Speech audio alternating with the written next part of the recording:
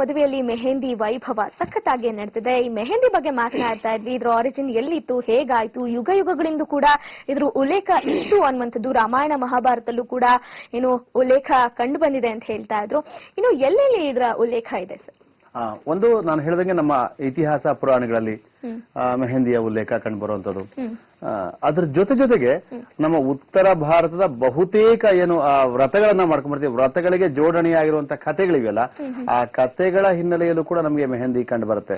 ಅದು ಕೂಡ ಅಧಿಕೃತವಾಗಿ ಮೆಹಂದಿಯನ್ನ ಒಂದು ಏನು ಅಲಂಕಾರಿಕವಾಗಿ ಬಳಕೆ ಮಾಡ್ಕೊಳ್ಳುವಂಥದ್ದು 700 ವರ್ಷಗಳಿಂದ ಈಚೆಗೆ ಕಂಡು ಬರ್ತಾ ಇರೋದು. ಸ್ಪೆಷಲಿ ಮದುವೆ, ಅದು ಮದುವೆಗಿಂತ ಹೆಚ್ಚಾಗಿ ಏನು ಕುಲೀನ ಸ್ತ್ರೀಯರು ನಾವೇನ್ ಹೇಳ್ತೀವಿ, ರಾಜ ವಂಶಸ್ಥರು ಹೆಚ್ಚಾಗಿ ಬಳಕೆ ಮಾಡ್ತಾ ಇದ್ರು. ಅದರೊಳಗೆ ಮಹಾರಾಣಿಯರು ಸಿಂಗಾರವಾಗ್ತಿದ್ದು ಮೆಹಂದಿಯಿಂದಲೇ.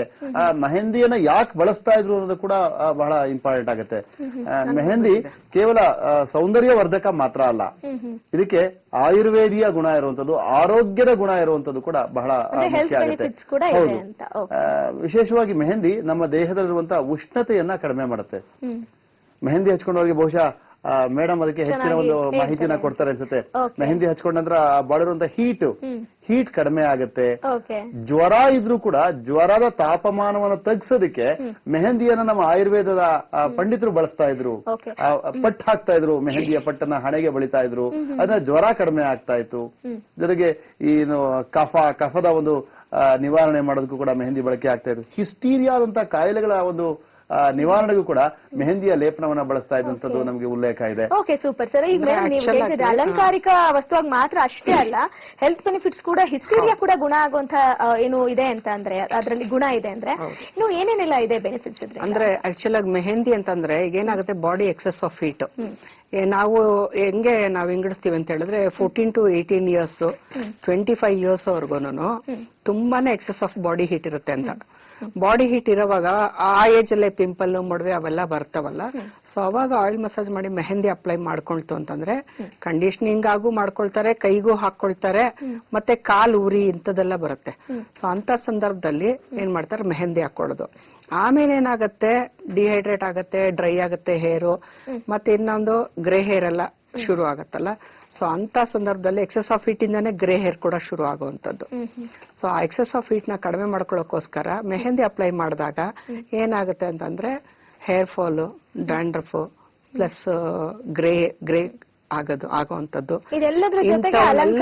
ಇಂಥವನ್ನೆಲ್ಲ ತಡೆಯುತ್ತೆ. ಒಂದು ಕೈಗೆ ಕಾಲ್ಗೆ ಹಾಕೊಳ್ಳೋದು ಅದೇನೇನೆ ಅಲಂಕಾರಿಕ ಒಂದು, ಪ್ಲಸ್ ಇನ್ನೊಂದೇನಂದ್ರೆ excess of total body heat ಕಡಿಮೆ ಆಗುವಂತದ್ದು. ಸೊ ಹಂಗಾಗಿ ಮೆಹಂದಿನ ಬಳಸುವಂತದ್ದು. ಹಿಂದೆಲ್ಲ ನಾವು ಎಲ್ಲ ಗಿಡಗಳು ಮನೆಗಳಲ್ಲಿ ಗಿಡ ಇತ್ತು, ಹಾಗೆಲ್ಲ ಮನೆ ಗಿಡ. ಡಿಸೈನ್ಸ್ ಕೋನಲ್ಲಿ ಹಾಕೊಳ್ಳುವಂತ ಬಂದಿರುವಂತದ್ದು ಸಂಪ್ರದಾಯ ಇತ್ತೀಚೆಗೆ ಅನ್ಸುತ್ತೆ. ಹಿಂದೆಲ್ಲ ಏನ್ ಮಾಡ್ತಾ ಇದ್ರು ಅಂದ್ರೆ ಅದನ್ನ ಒಣಗಿಸಿ ಪುಡಿ ಮಾಡಿ ನಂತರ ಕೈಗೆ ಡಿಸೈನ್. ಹೌದೌದು, ಅದನ್ನ ರುಬ್ಬಿ, ಅದನ್ನ ನೆನೆಸಿ ರುಬ್ಬಿ, ಅದಕ್ಕೆ ಎಲ್ಲ ಮಿಕ್ಸ್ಚರ್ ಏನು ಸಕ್ಕರೆ ನೀರು ಸ್ವಲ್ಪ ಹೌದು ಇದೆಲ್ಲ ಹಾಕಿ ಅರ್ಶಿನ ಮತ್ತೆ ಲವಂಗದ ಒಂದು ಪುಡಿ ಎಲ್ಲ ಹಾಕಿ ಮಾಡ್ತಾ ಇದ್ವಿ. ಅದನ್ನ ರುಬ್ಬಿ ಎಲ್ಲ ಮಾಡಿ ಆಮೇಲೆ ಪೌಡರ್ ಬರಕ್ ಶುರು ಆಯ್ತು. ಪೌಡರ್ ಬಂದಾಗ ಪಾರ್ಲರ್ ಅಲ್ಲೇ ಮೆಹಂದಿ ಕೋನ್ ಪ್ರಿಪೇರ್ ಮಾಡ್ತಾ ಇದ್ವಿ. ಇತ್ತೀಚೆಗೆ ಕೋನ್ಗಳು ಅಂತ ಶುರು ಆಗಿರೋದು. ಈಗ ನೀವು ಹೇಳಿದ್ರಿ ಅಂದ್ರೆ ಪುಡಿಯನ್ನು ಹಾಕಿ ಏನೇನೆಲ್ಲ ಹಾಕಿದ್ರೆ ಜಾಸ್ತಿ ಕಲರ್ ಬರುತ್ತೆ ಅಂತ. ಇನ್ ಕೇಸ್ ತುಂಬಾ ಇಷ್ಟ ಇರೋರಲ್ಲಿ ಈ ತರ ನಾವು ಮಾಡ್ಬೇಕಪ್ಪ, ಮನೇಲಿ ಪ್ರಿಪೇರ್ ಮಾಡ್ಬೇಕು ಅಂದ್ರೆ ಆಕ್ಚುಲಿ ಏನೇನ್ ಇಂಗ್ರೀಡಿಯೆಂಟ್ಸ್ ಹಾಕ್ಬೇಕಾದ್ರೆ? ಮನೇಲಿ ಪ್ರಿಪೇರ್ ಮಾಡ್ಬೇಕು ಅಂತ ಹೇಳಿದ್ರೆ ಪೌಡರ್ ಸಿಗುತ್ತೆ. ಪೌಡರ್ ನ ತಂದ್ರೆ ಒಂದ್ 2 ಸರ್ತಿ ಅದು ಬಟ್ಟೆನಲ್ಲಿ ಜರಡಿ ಹಿಡಿಬೇಕು. ಅದನ್ನ ಹಾಗೆ ಡೈರೆಕ್ಟ್ ಆಗಿ ಹಾಕೋಂಗಿಲ್ಲ, ಯಾಕಂದ್ರೆ ಡಿಸೈನ್ ಕರೆಕ್ಟ್ ಆಗಿ ಬರಲ್ಲ.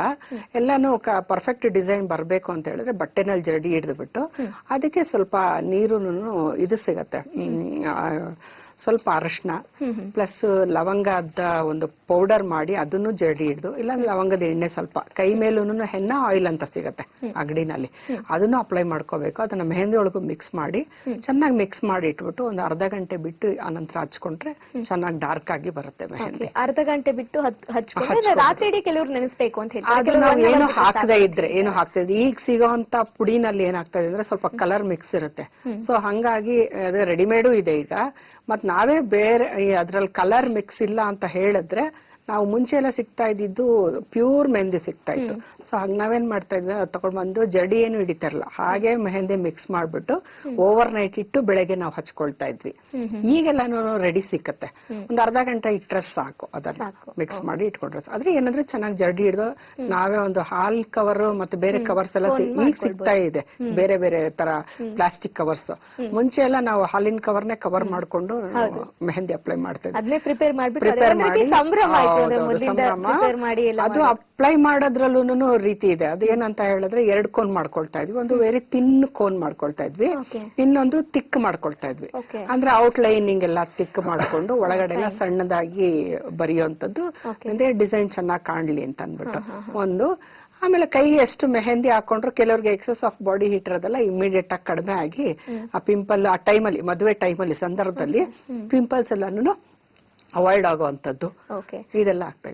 ಡಿಸೈನ್ ಬಗ್ಗೆ ಹೇಳ್ತಿದ್ರಿ, ಆಮೇಲೆ ತಿಳ್ಕೊಳ್ತೀನಿ ಏನೆಲ್ಲ ಡಿಸೈನ್ಸ್ ಇದೆ ಅಂತ. ಸರ್ ಹಾಗೆ ಹೇಳ್ತಿದ್ರಿ ಯಾವ್ಯಾವ ಸಂದರ್ಭದಲ್ಲಿ ಹಾಕ್ತಾರೆ ಅಂತ. ಈ ಮದ್ವೆ ಬಿಟ್ಬಿಟ್ಟು ಬೇರೆ ಇನ್ ಯಾವ ಟೈಮ್ ಅಲ್ಲಿ, ಅಂದ್ರೆ ಹಬ್ಬ ಅಂತ ಇರಬಹುದು ಅಥವಾ ಏನು ಚೌತಿ, ಯಾವಾಗ್ಲೇ ಹೇಳಿದ್ರಿ ಕರ್ವಾ ಚೌತ್ ಅಂತ ಹೇಳಿದ್ರಿ, ಇನ್ನು ಯಾವ್ಯಾವ ಟೈಮ್ ಅಲ್ಲಿ ಇದನ್ನ ಹಾಕೊಳ್ಳುವಂತ ವಾಡಿಕೆ ಇಡೀ ಉತ್ತರ ಭಾರತದಲ್ಲಿ ಜಾಸ್ತಿ ಇದು ಅಂತ? ಹೌದು, ಉತ್ತರ ಭಾರತದಲ್ಲಿ ವಿಶೇಷವಾಗಿ ಮೆಹಂದಿ ಕಾರ್ಯಕ್ರಮ ನಡೆಯುವಂತದ್ದು. ಅದರಲ್ಲೂ ಆರಂಭದ ದಿನಗಳಲ್ಲಿ ಕೇವಲ ಹಿಂದೂಗಳು, ಜೈನರು, ಬೌದ್ಧರು, ಸಿಖ್ಖರಲ್ಲಿ ಈ ಒಂದು ಮೆಹಂದಿ ಹಾಕುವಂತ ಒಂದು ಕಾರ್ಯಕ್ರಮ ಇರ್ತಿತ್ತು. ವಿಶೇಷವಾದ ಹಬ್ಬಗಳು ಯಾವುದೇ ಸಂದರ್ಭದಲ್ಲಿ, ಅದು ಕರ್ವಾ ಚೌತ್ ಇರ್ಬೋದು ಅಥವಾ ವಟಪೂರ್ಣಿಮಾ ಇರ್ಬೋದು, ದೀಪಾವಳಿ ಇರ್ಬೋದು, ಭಾಯಿ ದೂಜ್, ತೀಜ್, ಈ ತರ ಹಬ್ಬಗಳಲ್ಲೂ ಕೂಡ ಬಳಕೆ ಮಾಡ್ತಾ ಇದ್ರು. ಇನ್ನು ಆಶ್ಚರ್ಯ ಅಂತಂದ್ರೆ ಅಸ್ಸಾಂನಲ್ಲಿ, ಅಸ್ಸಾಂನ ರಾಜ್ಯ ಹಬ್ಬ, ನಮ್ಗೆ ಹೇಗೆ ನಾಡ ಹಬ್ಬ ದಸರಾ ಆಚರಿಸ್ತೀವಿ, ಅಲ್ಲಿ ಬಿಹು, ರಂಗೋಲಿ ಬಿಹುನ ನಾಡ ಹಬ್ಬವಾಗಿ ಆಚರಿಸ್ತಾರೆ. ಅಲ್ಲಿ ಮದುವೆ ಆಗದೇ ಇರುವಂತವ್ರು ಅವಿವಾಹಿತ ಕನ್ಯೆಯರಿಗೆ ಮೆಹಂದಿ ಹಚ್ಚುವಂತ ಒಂದು ಸಂಪ್ರದಾಯ ಇದೆ. ಅಲ್ಲೂ ಕೂಡ ಆ ಒಂದು ಸಂಪ್ರದಾಯ ಬೆಳ್ಕೊಂಡ್ ಬಂದಿರುವಂತದ್ದು. ಅದರಲ್ಲೂ ಮದುವೆಗೆ ಮುನ್ನಾ ದಿನಗಳಲ್ಲಿ ಈ ತರ ರಂಗೋಲಿ ಅಥವಾ ಮೆಹಂದಿಯನ್ನ ಹಚ್ಚಿ ಮೆಹಂದಿಯ ಜೊತೆಗೆ ಸಂಗೀತ ನೃತ್ಯ ಕಾರ್ಯಕ್ರಮಗಳು ಏರ್ಪಡಿಸುವಂತದ್ದು ಶುರುವಾಗಿದ್ದು ಪಂಜಾಬ್ನಲ್ಲಿ. ಪಂಜಾಬ್ನಲ್ಲಿ ಈ ಒಂದು ಮೆಹಂದಿ ಒಂದು ಸಿಸ್ಟಮ್ ಏನಿದೆ ಇದು ಹೆಚ್ಚು ಬಳಕೆಗೆ ಬಂತು. ನಂತರ ಅದು ಕ್ರಮೇಣ ರಾಜಸ್ಥಾನದ ಕಡೆಗೆ ಹೆಚ್ಚು ಶಿಫ್ಟ್ ಆಯ್ತು. ಅಂದ್ರೆ ಪಂಜಾಬ್ ಅಲ್ಲಿ ಡ್ಯಾನ್ಸ್ ಎಲ್ಲ ತುಂಬಾ ಸಂಪ್ರದಾಯದಲ್ಲೇ ಸೇರ್ಕೊಂಡು ಬಂದಿರೋದ್ರಿಂದ ಇದ್ರ ಜೊತೆ ಇದು ಜೊತೆ ಸೇರ್ಕೊಳ್ತಾ ಬಂತು. ಪಂಜಾಬಿಸಿಂದಾಗಿ ರಾಜಸ್ಥಾನದ ರಾಜಮನೆತನಗಳಲ್ಲಿ ಮೊದಲು ಆರಂಭ ಆಗಿದ್ದು ಈ ಒಂದು ಮೆಹಂದಿ ಕಾರ್ಯಕ್ರಮ. ನಾನು ಹೇಳ್ತಿರೋದು ಮೆಹಂದಿ ಹಚ್ಚೋದಕ್ಕೆ ಒಂದು ವಿಶೇಷವಾದ ದಿನ ನಿಗದಿಪಡಿಸೋದು, ಅದಕ್ಕೆ ವರನ ಕಡೆಯವರು ಅಲ್ಲಿಗೆ ಬರುವಂತದ್ದು, ವಧು ವರನ ಕಡೆಯವರು ಇಬ್ರು ಸೇರ್ಕೊಂಡು ಒಬ್ರಿಗೊಬ್ರು ಮೆಹಂದಿಗಳನ್ನ ಹಚ್ಕೊಳ್ಳುವಂಥದ್ದು. ಆ ಮೆಹಂದಿ ಹಚ್ಚೋದು ಅಷ್ಟೇ ವಧುವಿಗೆ ಅವರ ರಿಲೇಟಿವ್ಸ್ ಬಂದು ಹಚ್ತಾರೆ.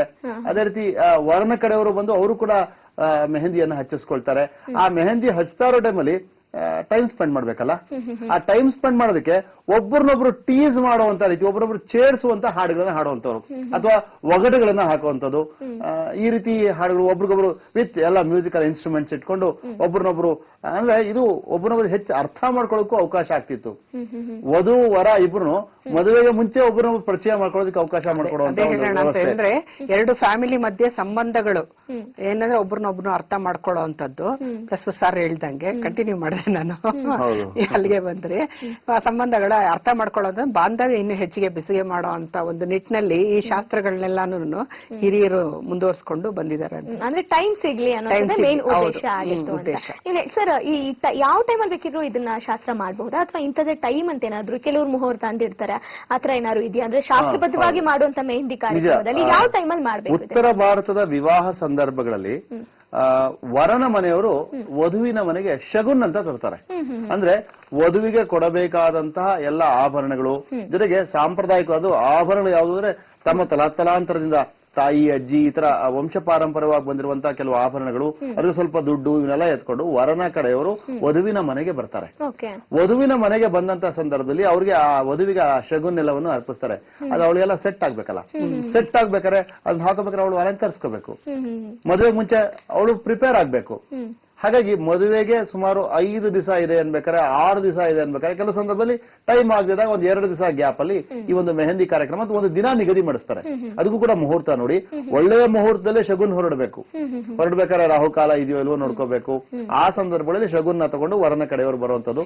ಮತ್ತೆ ಒಳ್ಳೆ ಸಾಧಾರಣವಾಗಿ ಈ ಮೆಹಂದಿ ಕಾರ್ಯಕ್ರಮ ನಡೆಯೋದಲ್ಲ ಸಂಜೆ ವೇಳೆ ಗೋಧೂಳಿ ಲಗ್ನದಲ್ಲೇ ಹೆಚ್ಚಾಗಿ ಮಾಡ್ತಾರೆ. ಈ ಗೋಧೂಳಿ ಲಗ್ನದಲ್ಲಿ ಮೆಹಂದಿ ಹಾಕೋದಕ್ಕೆ ಆರಂಭ ಆಗುತ್ತೆ. ಆ ಮೆಹಂದಿ ಹಾಕೋದು ಅಷ್ಟೇ.